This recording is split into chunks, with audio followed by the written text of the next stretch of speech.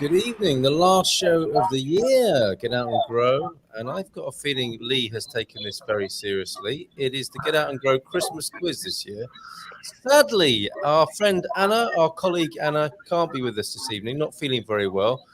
So we're sending our very best for a speedy recovery. And I will share some of your questions, Anna, on your behalf this evening. So how are you doing, John? How's England looking? Still a bit Christmassy and crispy and crunchy? No, it's gone very rainy now. Actually, we're having. I know people always talk about a white Christmas, but it seems to be certainly in my lifetime more traditional Christmas weather. Right. The pouring rain. Ah. There's another word beginning with P that you can say about the rain, but I'm not going to say it because it's Come on, it's Christmas.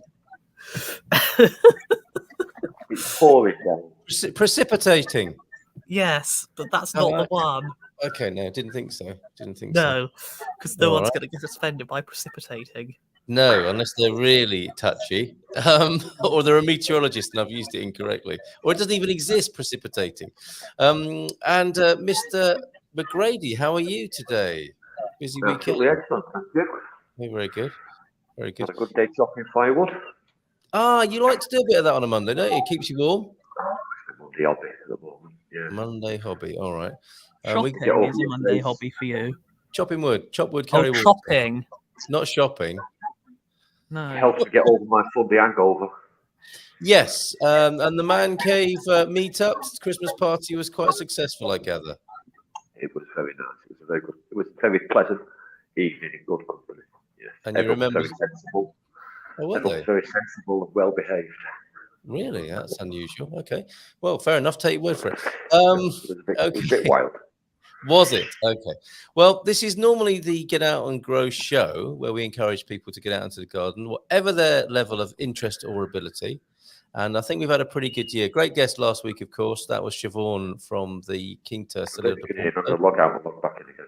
All right, mate. And we had a great time talking to Siobhan, and I don't think that's the last time we'll be chatting with Siobhan. We will be returning to the Quinta at Celio de Porto on Portugal's Silver Coast here.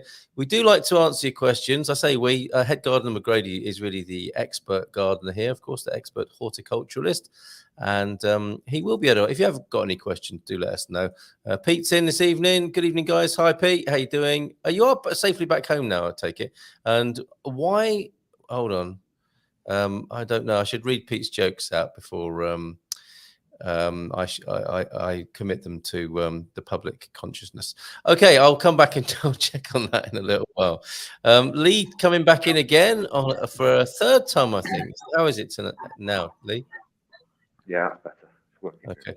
Some of your Man Cave colleagues are here tonight. Good evening, homesteaders from Simon and Kent. Boa tarde, Solar Life Portugal, saying hi to Pete, and no doubt you as well there, Lee.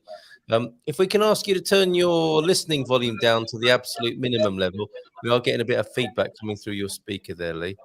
If the Wi-Fi problems weren't enough, we've got a little bit of that going on as well. But yes, I think it's feeding back in through your phone as well. So we have general knowledge questions, we have gardening questions, we have some football questions. It's a bit of a mixed bag. And I'll tell you what, if you've got any questions you'd like to ask, if you want to show off as a bit of a pub quizzer or a general knowledge expert, do ask your questions. No tricky ones, please, Pete, or filthy puns or anything like that. Genuine questions will be gratefully received into the Bring and Share quiz tonight. So there was one gardening question though, right, John? Yes, there was. I'll read that out now. Obviously, because Anna's not feeling well today, so obviously I wouldn't normally do this because obviously normally Anna would be in, and she does it very well. Yes. If you're listening, Anna, you do a very good job at this. Well, I'm going to mute Lee up again. All sorts going on there. So it's a question. Yes, it's a question from Dave and Debbie. Oh, yeah. So you've obviously going to be helping Dave and Debbie here, Anna. So please, we have 2 fruit trees in pots and a satsuma and a fig. Both last year had some small fruits, but all dropped off before they were pea size. Oh, What are they doing wrong? What are we doing wrong? Many thanks, Dave and Debbie. Dave and Debbie, thank you for that question. Sadly, we've lost Lee, so we can't find out why you've got pea-sized fruit. Or maybe we can. Let's try him again on this particular connection.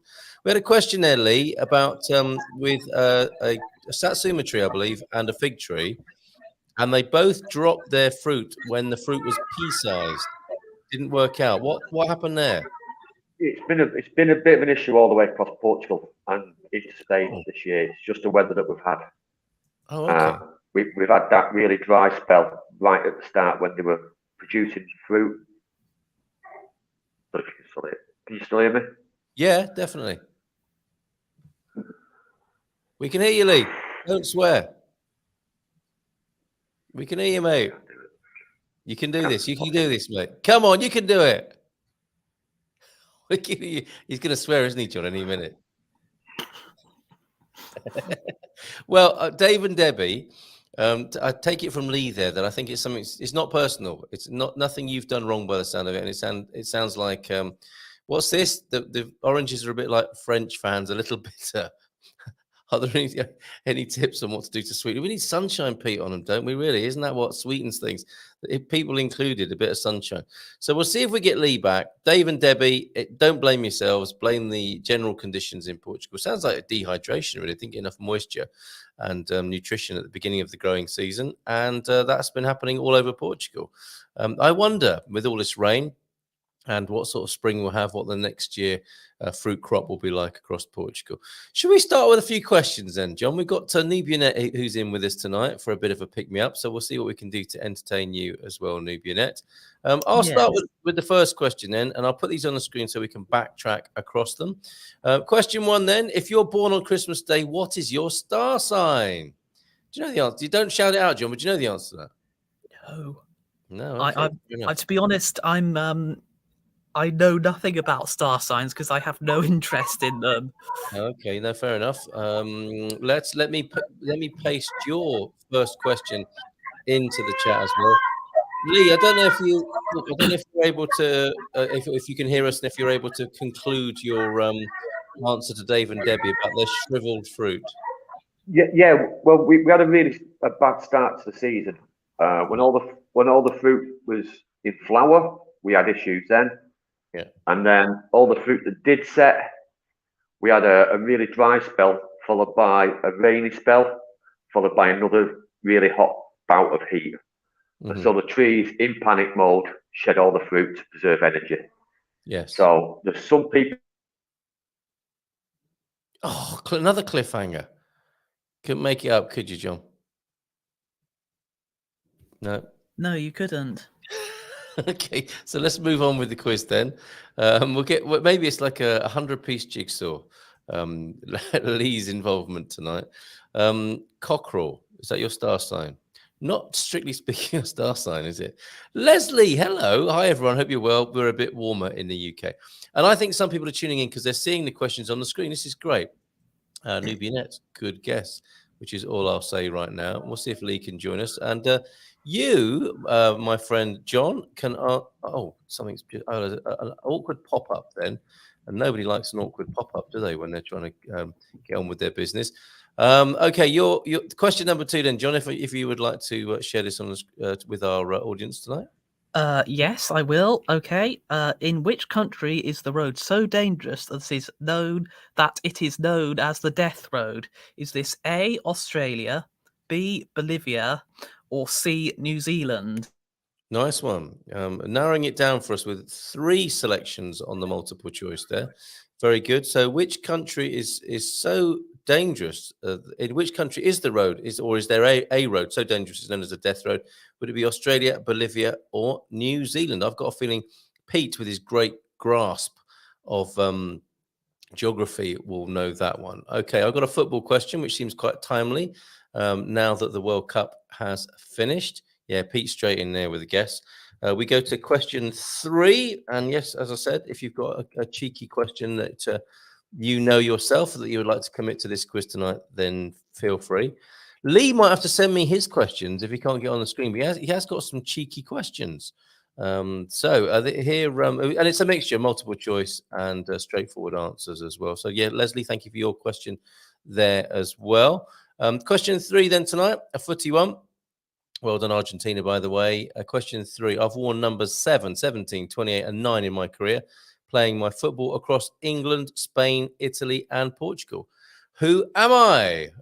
Your guesses, please, in the chat. And we'll go to John's next question. This is the one about Charlie Chaplin, is it not, John? Indeed, it is. Thank you, my friend. Okay. So, in what year was Charlie Chaplin born? Was this 1834, 1856, or 1877? Now, considering when films came along, there is probably a bit of logic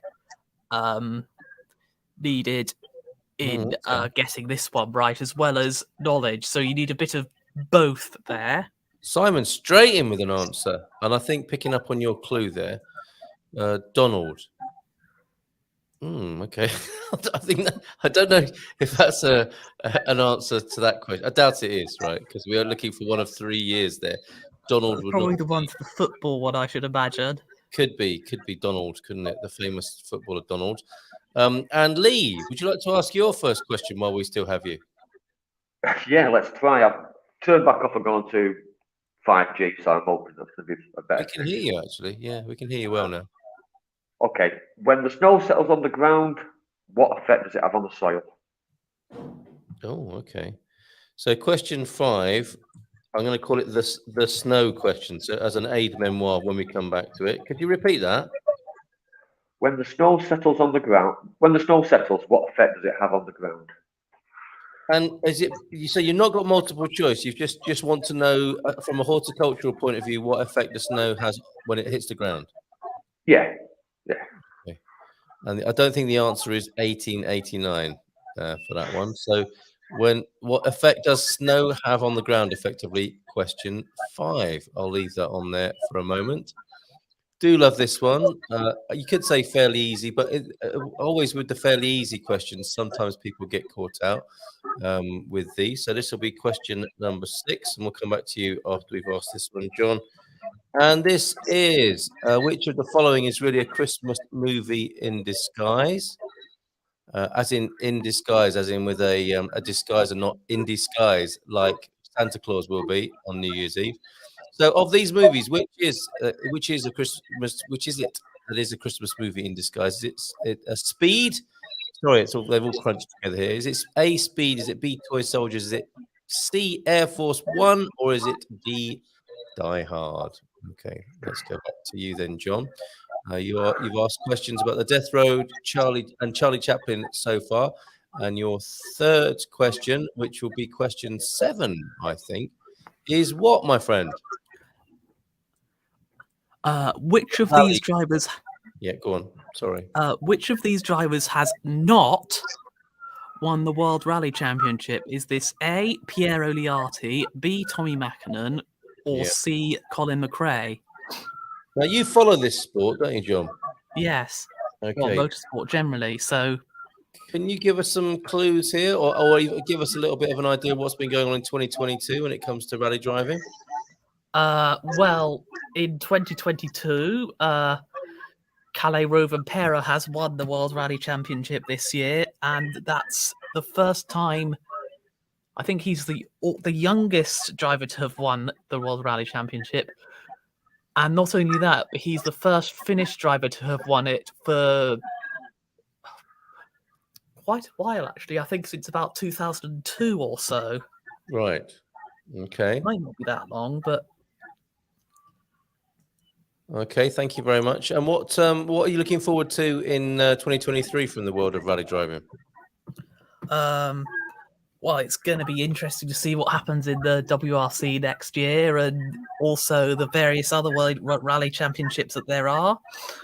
So yeah, going to be interesting. Definitely. All right, question 7 then. Which of these drivers has not won the World Rally Championship? Is it A, Piero Liati, B, Tommy Mäkinen, or C, Colin McRae? Which sounds like a good old-fashioned rally driver's name, does it, Colin McRae?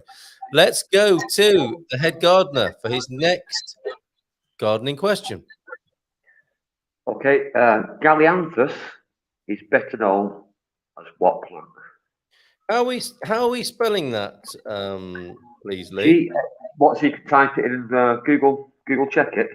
Okay, Cheap. Gallian. Galanthushus. Yeah. Gallianthus. Okay. No, I'm not typing it into Google and cheating. Honestly, I just want people to know what they're not what they're looking up. If their Checking memory my is. northern pronunciation of Latin. Okay. Yeah, I see what you mean now. Gallianthus. Why did you say that? Okay. Question 8. Gallianthus. What its common name? Is that what you're? It's common name. Yeah. It's common name. Yes. All right. What other name is it known as? All right. Be good. And I'm writing all the answers down here. I know you that are? one. I can take that one off. I know that. Well, you know the answer to your own question. I'm one up. Yeah. Okay. All right. I would like to know, staying with football in the World Cup, we've just had Argentina as the champions. In the 1966 World Cup, we know who won in that year, and this will be question 9 now. How many goals did Portuguese soccer legend Eusebio score? Okay. Can I just ask how many goals did he score? Yeah. I did. Okay, because I've got to change how I've written this question down because it gives the game away. Okay. I just give me a moment. Give me a moment. How many goals? This is a professional quiz, isn't it? Did Eusebio score? There we go. In the Football World Cup 1966. There we go. Okay, that's better. We actually picked up a football legend on Saturday night on our Man Cave Night Out. When you say picked up, how does that work? We found him in the street.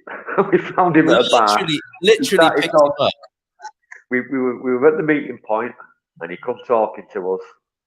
We had a couple of Portuguese speakers with us. He got chatting. We bought him a beer. We took him out for the night. Oh, fantastic! We lost him about 2:30. We couldn't find him after that. And he was a Benfica player. Yes, we showed us pictures. We googled him. He was a genuine Benfica player. People knew him. People in the street knew him. Oh wow! And so he never has to buy a drink once he's dropped that into the conversation. He didn't even pay for dinner. We bought him dinner for the night. Excellent stuff. That's what should happen to legends. Okay. All right. Great question from John. This is I like this. I like this a lot. Okay. This is what is the oh go on, John, you can do this, can't you? Yeah. What is the sequel to Charlie and the Chocolate Factory? Is this A, Charlie sets up a delivery company, B, Willy Wonka and the Health and Safety People, or C, Charlie and the Great Glass Elevator? I think you had a bit of fun with this one. Yeah, I did actually. All right. So if we could repeat that first question 10, please. Okay. What is the name of the sequel to Charlie and the Chocolate Factory? You can do this. A, Charlie sets up a delivery company. Yes. B, Willy Wonka and the Health and Safety People. Yes. Or C, Charlie and the Great Glass Elevator. Okay. Thank you very much for that. Question 11 from Lee. Then we're missing Anna tonight, and it's really affected us, hasn't it? We are imbalanced tonight without Anna for sure. I think that's obvious. It's not quite right. But the next question from Lee, please. Okay. What Christmas houseplant is famed for its red flowers? Oh, very nice. I can't remember. Okay, Christmas houseplant question. One more time, please. Go on, Lee. Or is he frozen again? He's frozen again. Which Christmas houseplant is famous for its red flowers? I think was the question, wasn't it, John? I've simply got that as Christmas houseplant question. And good guess, Leslie. That's what was on my mind. Whether or not that is true or not, I do not know. We'll check with Lee.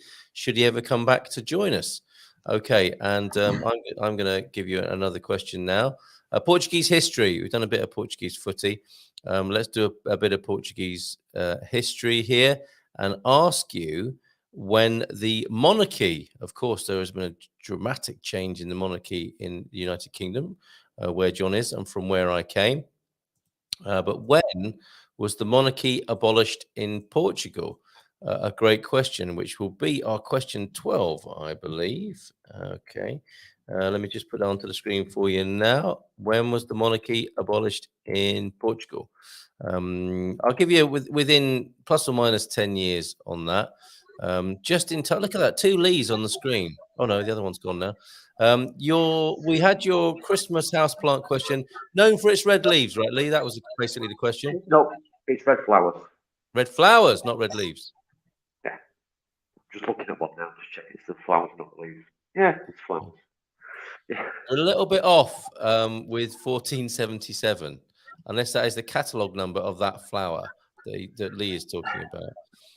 But that, and Leslie, I see why you've chosen that date, but I'm just going to give you a little bit of a hint, maybe to look back into your mental database. I do understand why you've said 1974, but I would check again, or think again on that one. I think, John, or is that all of your questions answered now? Oh no, we've got another one, haven't we? Excellent, come on. So this is the final question from me. Yes. And it is, what is the capital of Colombia? Is it Right. A, Bogota, B, Buenos Aires, or C, Havana? Very good question. Excellent stuff. Okay. And I love it because all the answers are coming in at different times. That is a good guess if it's for the question I'm thinking of, which means it must be Lee's turn again. How many more have you got there, Lee? I've got 2 left. Okay, all right. Maybe you've asked your final question there, so maybe if you do yours, I'll do another one, and then we'll finish with one of yours, Lee. So what else? What we got next? What Christmas plant grows high up in the host tree? Oh, okay. The highly hosted plant, I'm going to call this. Okay. Highly hosted plant. Any other clues with that one? Or might that give it away? You don't need a clue for that. It's a Christmas plant that grows on a tree. It's not rocket science. You should know this. I can think of 2 though. Is the clue high? Did you say high up in the tree? Yeah, no, it's high up in the tree, but it's not. The clue's not high. It's a plant that grows. All right. Right. Okay. I thought I'd phrase that really well. What Christmas plant? What Christmas plant? No, yeah, grows high up in a host tree. That's the clue. Now there you go. All right, I've got you now. I've got you now. Okay. All right. My question might be a Portuguese question, might not. So this one is, which is the longest bridge in Europe? Would it be the Lupu Bridge? Would it be B, the London Bridge? Would it be C, the Vasco da Gama Bridge? Or D, the Golden Gate Bridge? Now, that's quite an interesting last suggestion, Golden Gate Bridge, because it could confuse people with the bridge that Lee drives over most days. I think they're startling similarities, aren't they, Lee? It's a pretty bridge. I do enjoy driving over it. Not so. Although, yes, it's been a bit challenging, isn't it, just recently?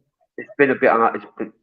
Traffic's been a bit bad recently, and Vasco da Gama I drove over last weekend. Yeah, it's just not the same. It's a long bridge, which is not the same. Very long. Doesn't sound the same. Yeah. Okay. All right. Last question, Head Gardener, to you for question 16. I don't know if there are many quizzes that have 16 questions, but this one does. This is quite a good one. I quite like this one. Why does Norway gift Britain a Christmas tree every year? Oh, mate, this is such good timing. Yes, Norway's. I'm going to call this question. I was with a Norwegian yesterday, and we talked about this because you're asking why, but the quality of the tree has been questioned in recent years, hasn't it? I actually take offence to that. Here we go. No, it annoys me. Right. The Norwegians go to all the effort to find a wild grown tree that they then cut from a woodland that has to be transported out of the woodland, driven across Europe, and put up in England. No, just to find a tree of that size that's naturally straight and well balanced in the branches is a miracle to start with. They must start looking now for next year's because it's going to be that hard to find one.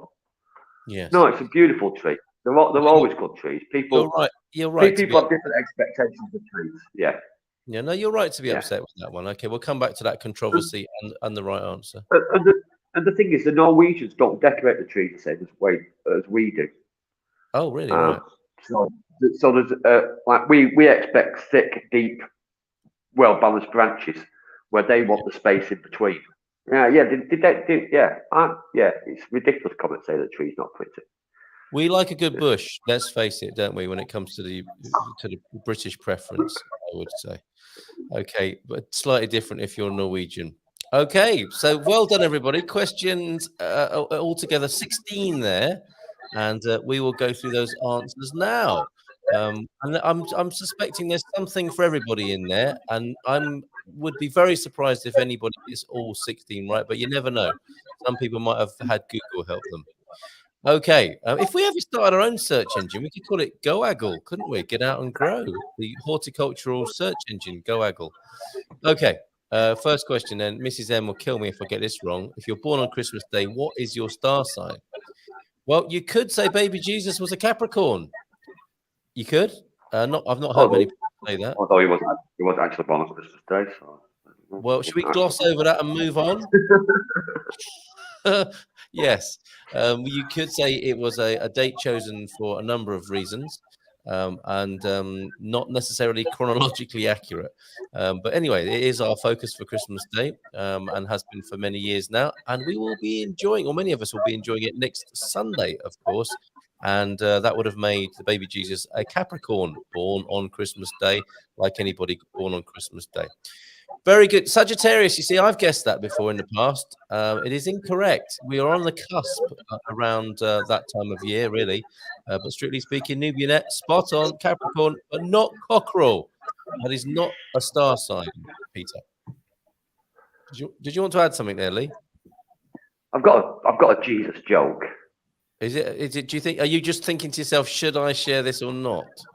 Almost not. But I'd have to check in the head whether it was clean or not. It's not a bad one. Okay. But it's more of an Easter joke rather than a Christmas joke. I'll just say it.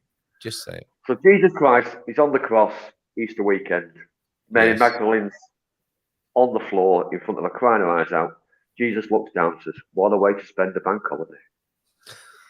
Now, you would hope that the light of the world would have a sense of humour, and if so, would be laughing at that particular joke, which we thank you for and distance ourselves hugely from right now at this particular time of year.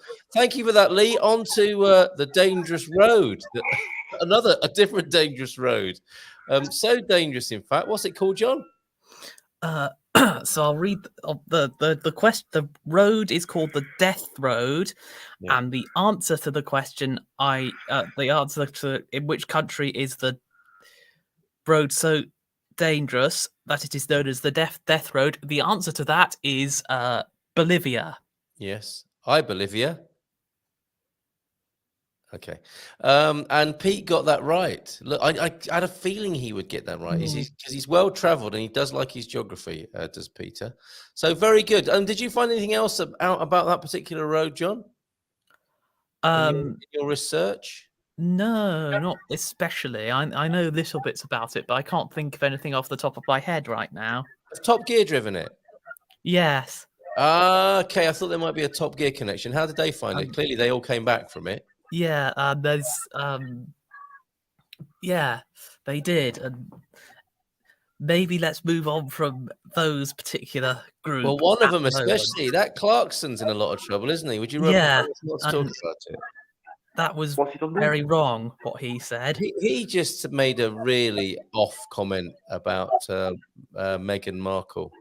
Is that right? Is that her name? Yeah. Harry's wife. Anyway. He does it every year. When ratings start to slump, he makes a comment. He gets back in the headlines. He gets more money for his paper.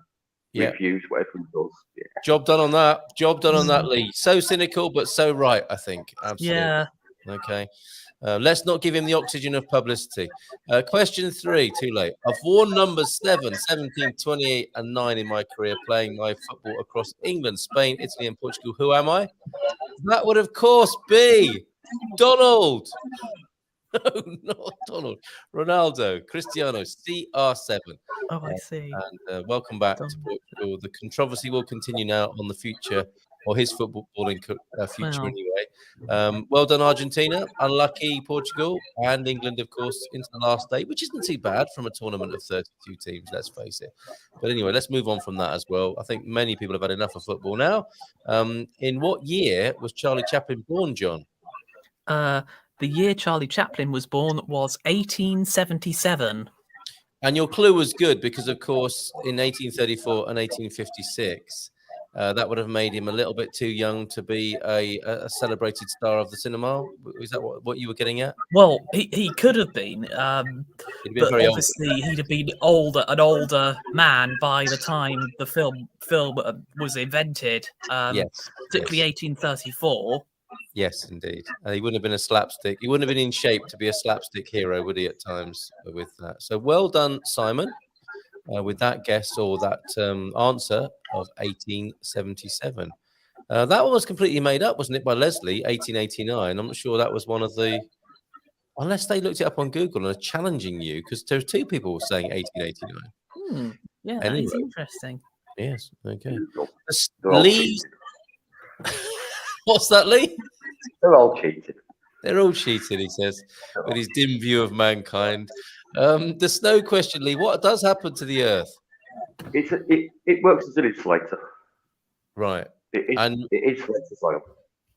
Yes. And you were thinking people might be thrown by that, saying that it would freeze the Earth. Yes. Yeah. It has the opposite effect. It stops heat from leaving, and it stops the frost from setting. So it actually it keeps the soil warm. It helps with the seed. It's the same with ice. When the snow falls on like a frozen body of water, the ice will actually melt more quickly. Yeah, and it's the same whether it's in Colombia or the UK, right, Lee? I think I wouldn't know about Colombian snow count. No, he doesn't know.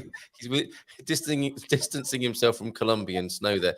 And so snow is a lot less of a threat to your plants than ice would be and frost. Oh, if anything, it's beneficial.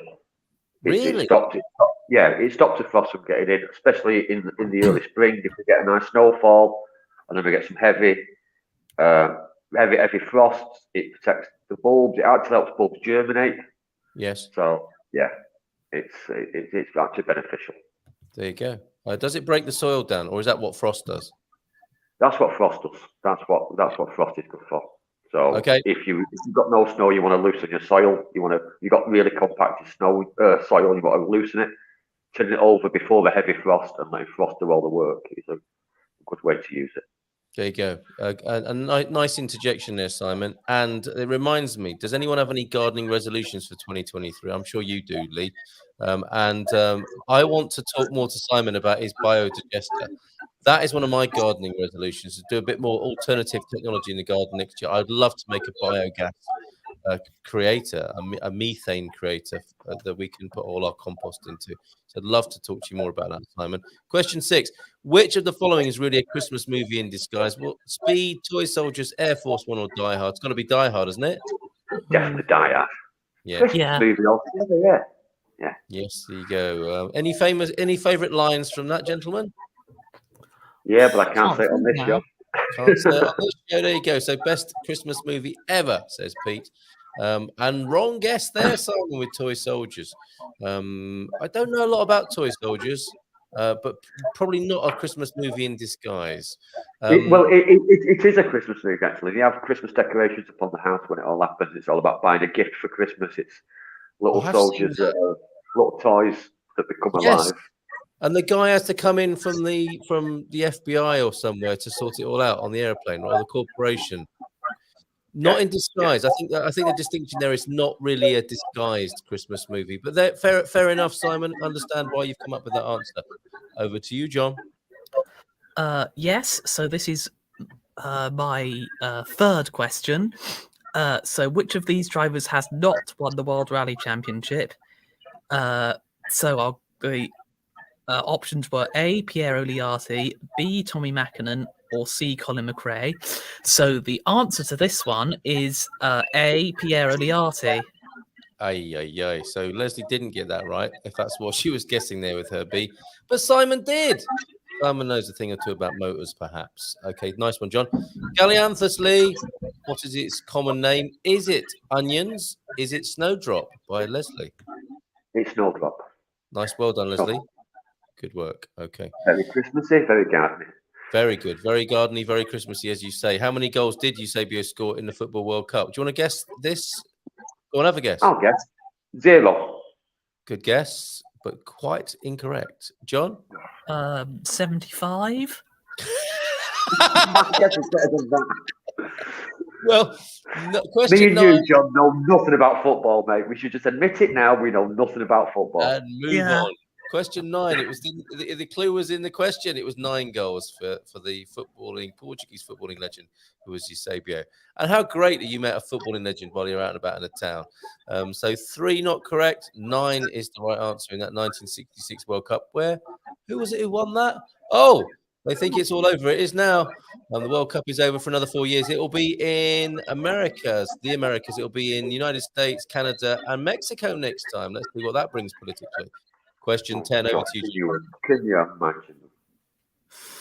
I hate the Americans to start with. It's gonna be Don't terrible. go there, Lee. Don't go there.